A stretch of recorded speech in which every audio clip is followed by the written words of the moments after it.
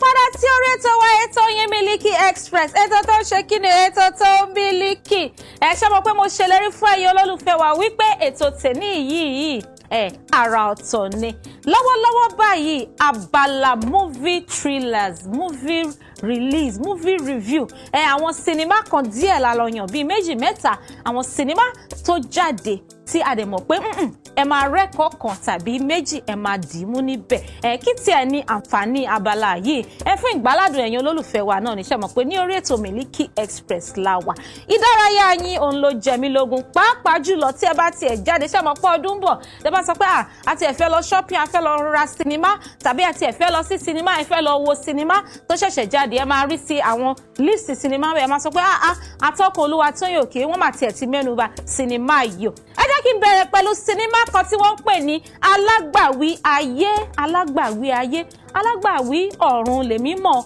mo mọ̀ pé a ní ọlọ́run ọba kan tó ń jẹ́ Alagbawi gbogbo ayé láyé àti ọ̀run ṣùgbọ́n àkọlé sinimá yìí wọ́n pè ní Alagbawi ayé ta ló gbé sinimá yìí jáde ta ni olóòtú sinimá yìí ọmọ wa olólùfẹ́ wa Òrékelẹ́wà Mide FM Abiodun Mide Martins aya Abiodun aya Hafiz Abiodun àwọn ló gbé sinimá yìí jáde ta ló ṣe olùdarí sinimá yìí ọkọ wọn náà gangan ni ò bẹ́ẹ̀ ni ṣe rí pé iṣẹ́ tíátà yóò dùn ìyàwó ṣolótú ọkọ ṣe olùdarí ẹ̀yẹn náà dá bẹ́ẹ̀ ọkọ wọn Ẹniọlá Abiodun àwọn ló ṣe olùdarí sinimá yìí àwọn ta ló kó ipa nínú sinimá yìí Ọdúnládé Adékọ́lá wà ń bẹ̀ Mide Martins àwọn náà wà ń bẹ̀ ọkọ wọn náà tó jẹ́ olùdarí sinimá yìí náà wà ń bẹ̀ Hafiz Abiodun àwọn náà wà níbẹ̀ àti Wùmí Tóríọlá náà wà ń bẹ̀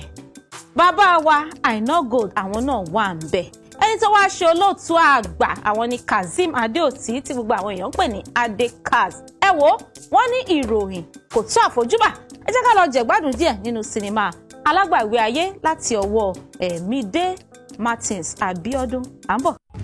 Alagbawi!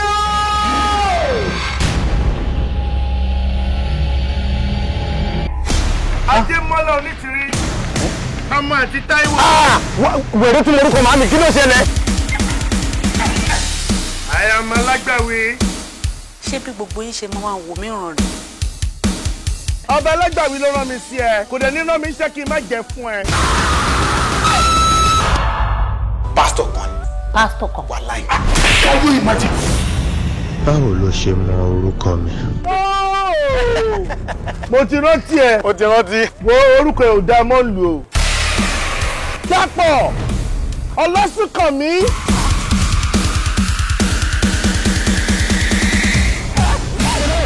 Ẹyin rèé o. Ẹyin rèé o. Mo rí wẹ́yìn rí lájẹ̀ mi.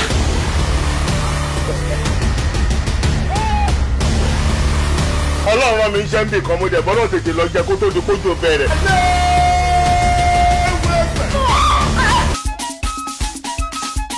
Àwọn ọba ti torí wọlé. Wọ́n lè sọ fún mi pé kí n rí ìrọ̀sí ẹ o. Báwo dẹ̀ fi rán mi sí ẹ mo lè sọ̀rọ̀ fún ẹ o. Àórí ṣe òrì kò sí ni o máa lásìdẹ̀ẹ̀. Wọ́bí wòs. Wọ́bí wòs.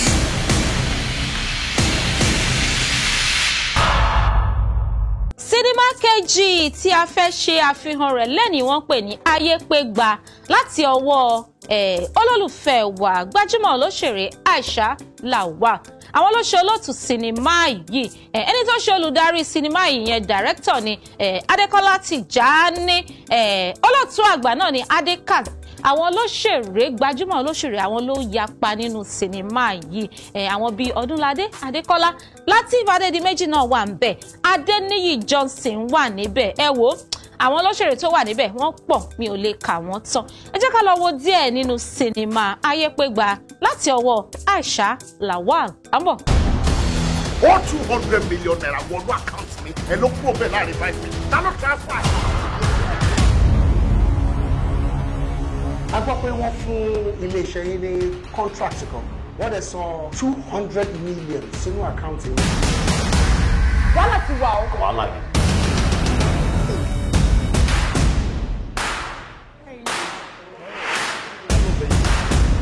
Hi darling. are you acting like you don't know? The Mr. Pushers Lawad deal, 200 million. That's my husband's name you just mentioned. Mr. Job Polariwa won't be any ọjọ́ ìṣẹ́gun ọjọ́ kẹtàdínlógún. Yawoyi, how active is she on social media? Very active. What you see, 200 million naira. I just want to account me. 200 million naira. All of a sudden, who you want to say? How can they fucking hack into your account? Are you guys not hackers?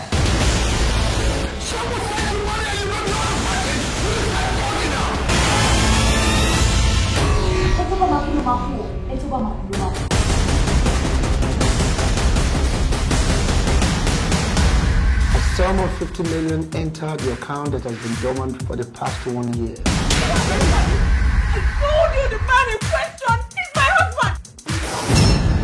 How many lives do you have? Sinimá kẹta tí mo fẹ́ ṣe àfihàn rẹ̀ lẹ́ni ni wọ́n ń pè ní Barrister Sailor. Ṣé ọlọ́mọdé kárí ogun barrister ogun lọ́ọ̀yà adé o. Kẹ́ tó máa gbọ́ tó máa ń sọ pé kó tó pèèyàn pé kó wá dájọ́ kan ẹ ti mọ̀ pé wàhálà kan ti ṣẹlẹ̀ nìyẹn. Nǹkan tó wá ṣẹlẹ̀ nínú sinimá Barrister Sailor tí omi ò mọ̀. Ìdí rẹ̀ ni mo fi fẹ́ ṣe àfihàn rẹ̀ fún gbogbo ẹ̀yin olólùfẹ́ wa. Barrister Sailor láti ọwọ́ olóṣèré alábìnrin tí wọ́n ń pè ní Sailor Adébọ̀wálé. Àwọn ló ṣe olóòtú sinimá yìí.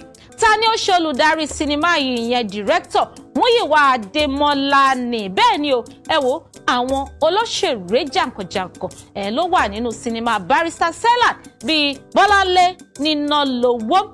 Ẹ wo àwọn tó wà ńbẹ̀ wọ́n pọ̀ jaburata. Bímbọ́ Ọ̀ṣì náà wà ńbẹ̀. Yẹmí Ṣọládé àgbà òṣèré àwọn náà wà ńbẹ̀. Ẹ wo wọ́n ní ìròyìn kò tó àfojúbà. Ẹ jẹ́ ká lọ jẹ gbádùn díẹ̀ nínú sinimá Barrister Sailor láti ọwọ́ Sailor Adébọ̀wálé àbọ̀.